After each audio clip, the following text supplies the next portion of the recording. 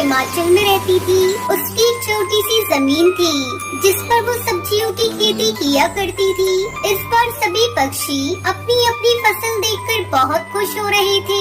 वो भी अपनी फसल देखकर बहुत खुश थी, लेकिन उसकी खुशियों पर पानी फिर गया। अचानक रात में बहुत तेज बारिश होने लगती है। हे भगवान, बिन मौसम इतनी तेज बारिश हो रही है। अगर ये बारिश जल्दी नहीं रुकी तो खेत में पानी भर जाएगा और सारी सब्जियां सड़ जाएंगी। हमने क्या क्या सपने देख रखे थे। ऐसा लगता है कि अब एक भी सपना पूरा नहीं हो पाएगा।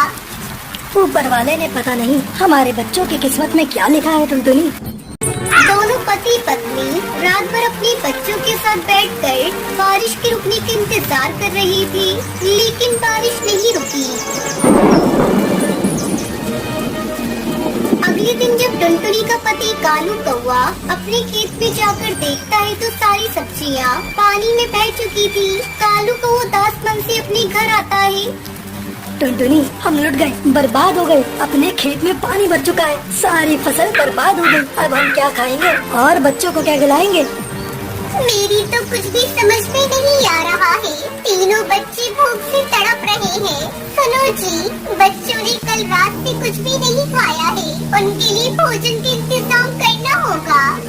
मैं क्या करूं टुनटुनी, बारिश इतनी तेज है कि मैं बाहर भी नहीं जा सकता। थोड़ा बच्चों को पानी पिलाकर उन्हें चुप कराओ और बारिश को कम होने दो, फिर मैं भोजन का इंतजाम करता हूँ। थोड़ी देर बाद बारिश रुक जाती है। तब कालू को भोजन की तलाश में अपने घर से बाहर निकलता है।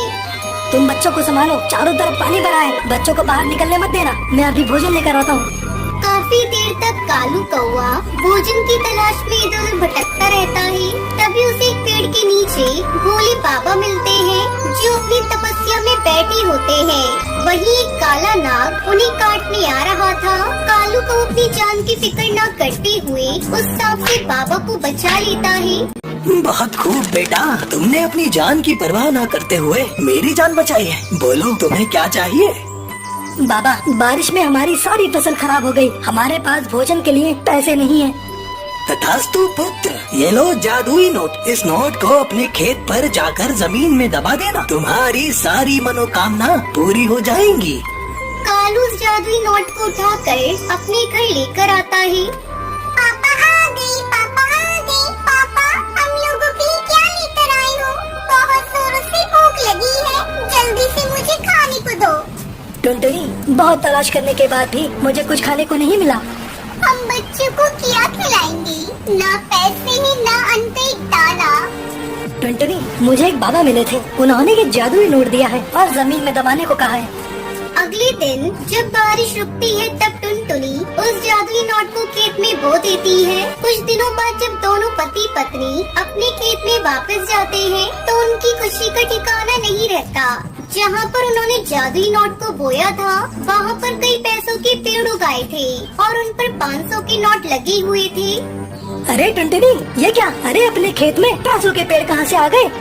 कालू जी, ये सब आपके कर्मों का फल है। अगर आप उस दिन बाबा की मदद न करते तो आज हमें ये पैसों का पेड़ नहीं मिलता।